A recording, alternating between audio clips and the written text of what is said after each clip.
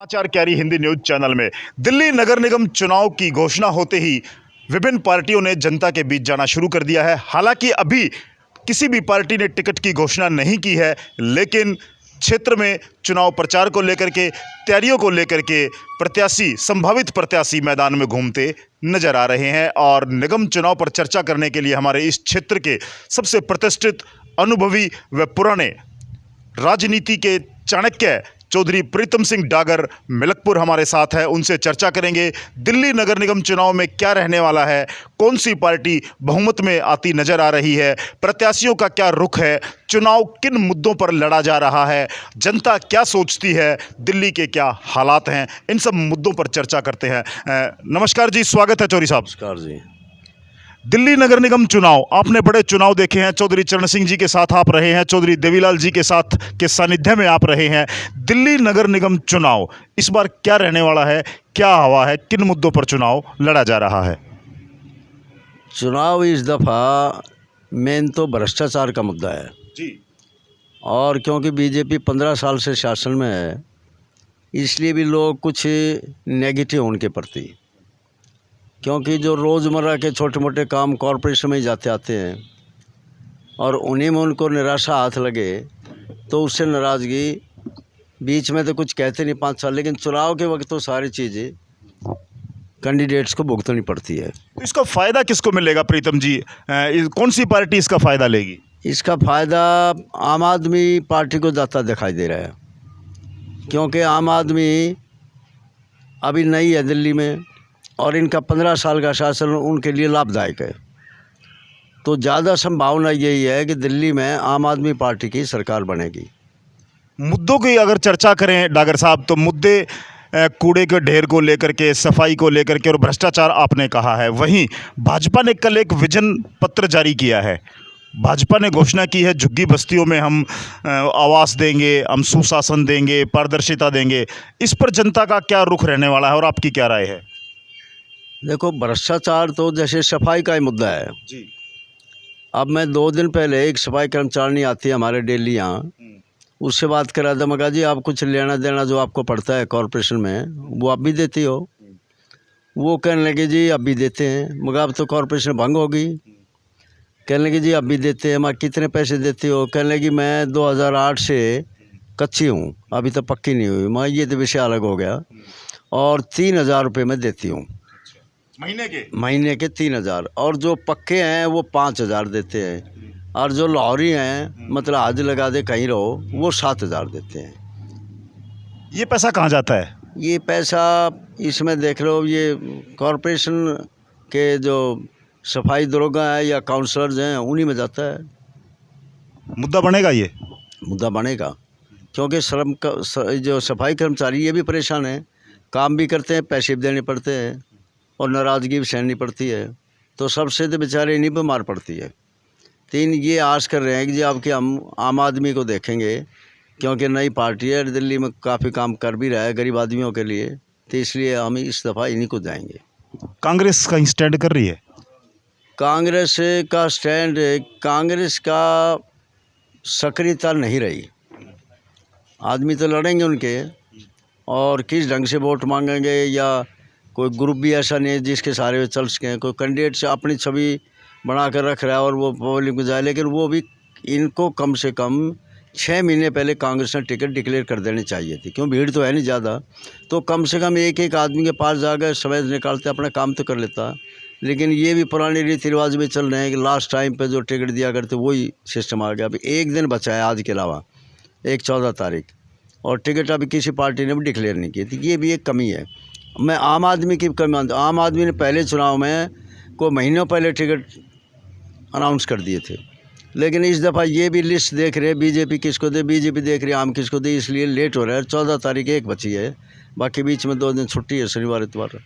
Ticket में देरी का एक कारण आपने गिना दिया, और एक कारण जिसकी अक्सर चर्चा रहती है वो अंडर टेबल और वो पर्ची, और वो कितना महत्व रखते हैं टिकट वितरण में? देखो जी, पैसे वाला जो मामला है ना, ये तो एक घुन लग गया समाज के अंदर, राजनीति के अंदर। राजनीति को सेवा का माध्यम नहीं, ये उद्योग बना लिया। यानी राजनीति में और पैसा कमाओ और बेरोक टोक कमाओ, और इस पर पार्टी भी इन पर कोई अंकुश नहीं लगाती, ना वो दिशा निर्देश देती है भी अगर ऐसा होगा तो हम इनको पार्टी में नहीं रखेंगे या इसको काट देंगे। ऐसा तो नहीं पार्टी फंड के नाम पर पार्टी स्वयं पैसा जुटाती हो? लेते हैं पैसे भी, पार्टी में भी लेते हैं पैसे, और एक एक दो दो चार चार अगली 20-20 चीज़ें, एक आधा तो मैंने सुना है कि 1-1 करोड़ रुपए दे देता है। अब 1-1 करोड़ रुपए दे देता है तो उनसे भी तो पूछना चाहिए ना, ईडी ने, सीबीआई ने, जो डिपार्टमेंट से इनकम टैक्स के, भाई इतना पैसा कहाँ से लाया? Black money. ब्लैक मनी को इस्तेमाल करने का चुनाव में बहुत बढ़िया अवसर मिल जाता है।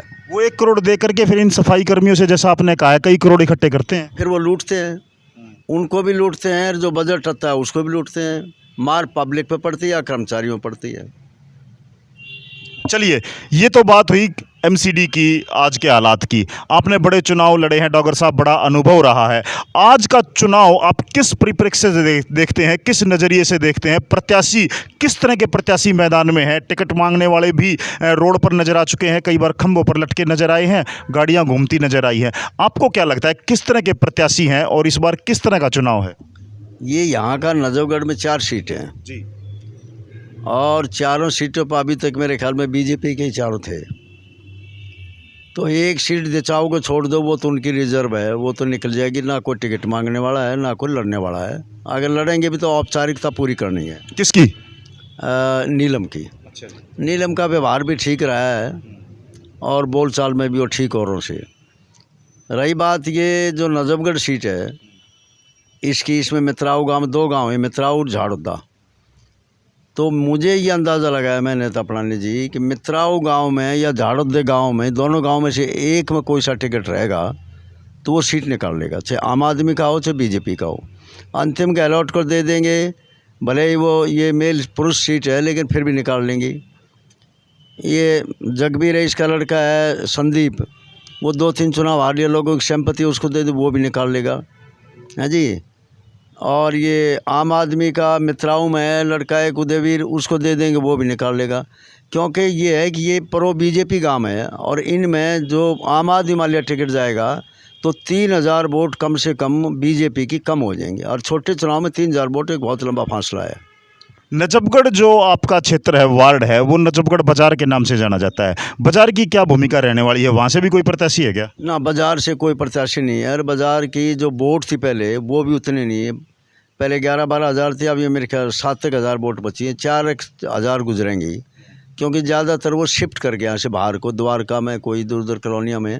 नजफगढ़ में कम ही वोटर रह गए, 5-6 वोटर घट गए, 5-6 हज़ार। उसके बाद जो देहाती वार्ड है आपका, जहाँ से आपने भी चुनाव लड़े हैं और बड़े बड़े धुरंधरों ने चुनाव लड़े हैं, यहाँ से चेयरमैन भी हुए हैं, और ईसापुर वार्ड। ईसापुर वार्ड अब की बार अजनबी सा बना दिया, लेके ढासा बॉर्डर से और पपड़ावट रोड जो है ये बाउंड्री लाइन है।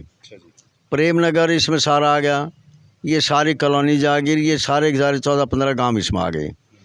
अब इतनी कॉलोनी जुड़ने के बाद, क्योंकि कॉलोनियों में बीजेपी की भी वोट हैं लेकिन ज़्यादा वोट आम आदमी की हैं। वीकर सेक्शन सारा 80% आम आदमी में है, और दूसरा जो सेक्शन बच गया उनकी संख्या कम है, उनमें भी 40-60 का रेशो है, 40% उसमें भी आम आदमी है। अब गांव वालों की एकता की बात है, कई कैंडिडेट खड़े हो जाते, एकता रहती नहीं, तो इसलिए दिक्कत है। डॉक्टर साहब, आपने निर्दलीय भी चुनाव लड़ा है, पार्टी से भी चुनाव लड़ा है। अगर बात पार्टियों की करें तो ईसापुर वार्ड हमेशा मुखर वार्ड रहा है। ईसापुर के लोग निर्णय करते हैं, कई बार इन्होंने पार्टियों को भी धता बता करके अपना प्रत्याशी जताया है। इस बार ईसापुर में स्पेशल क्या माहौल है? क्या ऐसा फिर पुनरावृत्ति है या क्या है? मुझे नहीं लगता कि ईसापुर में 6 गाँव लगते हैं ये हमारे डागरों के जी। और 6 गांव में मुझे नहीं लगता किसी को आम आदमी का या बीजेपी का टिकट मिले। दोनों टिकट बाहर जा रहे हैं, और इस बात की कम संभावना है कि सारे गांव की एक आदमी पर राय बन जाए। राय बन जाए तो अच्छी बात है, पहले बनती आई हैं, 67 में बनी है, बाद में 12 में बनी है। जब भी इस तरह के हालात हुए तो बनी है राय। अब राय बनती नहीं हो तो भविष्य गर्भ की बात है। लेकिन मेरा एक और अनुभव है इसमें राजनीति में कि पार्टियों की बजाय लोगों ने जो आदमी सामाजिक हो, चाहे किसी भी पार्टी का हो, उसको वोट देनी चाहिए। पार्टी देख के वोट देते ना, इससे गड़बड़ हो जाती है। यानी प्रजातंत्र उल्टा हो गए यहाँ के। पार्टियाँ बनती हैं जनता से और जनता पार्टी गुलाम होगी, जबकि पार्टी को जनता की गुलाम होना चाहिए। लेकिन उल्टा मामला है ना, लोग समझते हैं इस बात को कि काम आदमी करेगा, जो चुनेगा वो चुना जाएगा, ना कि पार्टी करेगी।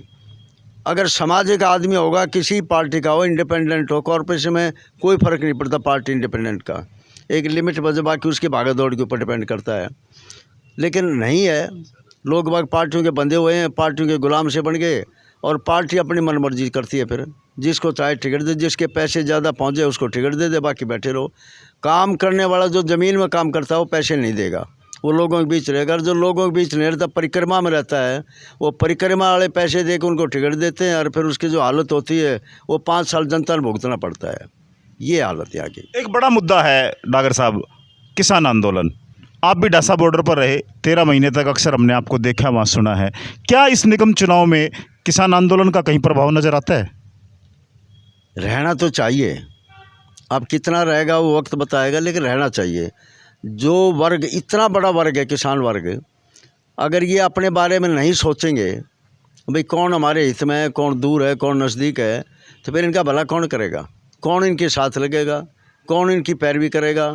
कौन इनकी हिमायत करेगा? तो इसलिए इन्होंने सोचना था इस पर गंभीरता से कि जो आदमी, जो पार्टी हमारे खिलाफ रही हो उसको दंड देना चाहिए इन्होंने। बाकी समय बताएगा कहाँ कहाँ से कैंडिडेट आते हैं, किस तरह के आते हैं, अब वो लोग तय करेंगे। तो प्रजातंत्र में जनता का ही मामला है। जनता भ्रमित भी हो जाती है, बहक भी जाती है। पैसे दारू का कारोबार बहुत चलता है।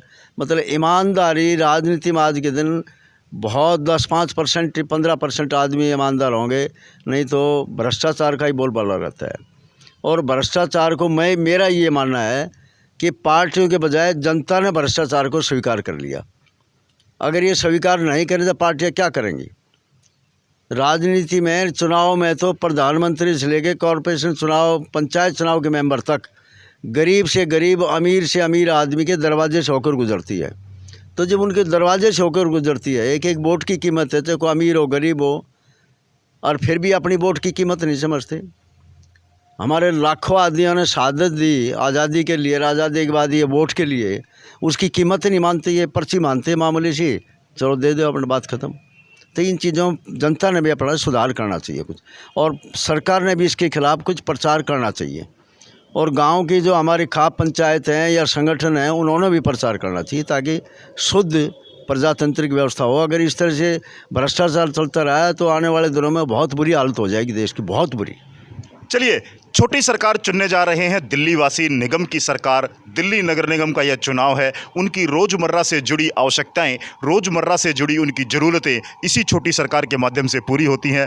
जब प्रत्येक व्यक्ति का सुबह सवेरे काम पड़ता है तो वो निगम और निगम कर्मचारियों से वास्ता पड़ता है। तो इस बार निगम का स्वरूप क्या रहने वाला है? हालांकि निगम में तोड़फोड़ की गई है, एकीकृत किया गया है, तमाम जो वार्डों की संख्या सीमित कर दी गई है, महिलाओं को 50% आरक्षण दिया गया है। तमाम उन सब बातों के पीछे एक बात जो प्रीतम सिंह डागर ने बताई है, वो ये बात है कि पार्टियों में लेन देन की प्रथा और परिक्रमा, जो नेता है पार्टियों के, वो जो एक परिक्रमा होती है, गणेश परिक्रमा, वो है। और इन तमाम मुद्दों के साथ जो तमाम बातें हैं, मुद्दे क्या रहने वाले हैं, पार्टियों का स्वरूप क्या है, प्रत्याशी किस तरह से होंगे, इन सब पर निगाहें टिकी हैं। 14 नवंबर को सब क्लियर हो जाएगा। नामांकन की अंतिम तिथि है, उससे पहले प्रत्याशियों की घोषणा कर दी जाएगी। और इस बार निगम में मुद्दे क्या रहेंगे, किन मुद्दों पर बातचीत की जा रही है। हालांकि भारतीय जनता पार्टी ने अपना विजन पत्र जारी कर दिया है। केजरीवाल ने अपने स्पष्ट 10 बिंदु दिए हैं जिन पर वो काम करने जा रहे हैं। कांग्रेस पार्टी ने भी कहा है कि इस बार बदलाव चाहिए और कांग्रेस को एक मौका दे। इन सब तमाम बातों के बीच में चर्चा की है हमने प्रीतम डागर जी से, जिन्होंने अपना अनुभव बताया है। जनता को जागरूक होना पड़ेगा, जनता को स्वयं जागरूक होना पड़ेगा। ऐसे प्रत्याशी की पहचान करनी पड़ेगी जो काम कर सके, जो समाज में रह करके भ्रष्टाचार से दूर रहे। सफाई, बिजली, पानी, ये तमाम छोटे मुद्दे हैं। इन सब मुद्दों पर जिसकी सक्रियता है, ऐसे प्रत्याशी को चुनना चाहिए। सभी चुने, सही चुने, मतदान अवश्य करें। बहुत बहुत धन्यवाद। बात करने के लिए शुक्रिया डागर साहब। बहुत बहुत धन्यवाद जी। Thank you.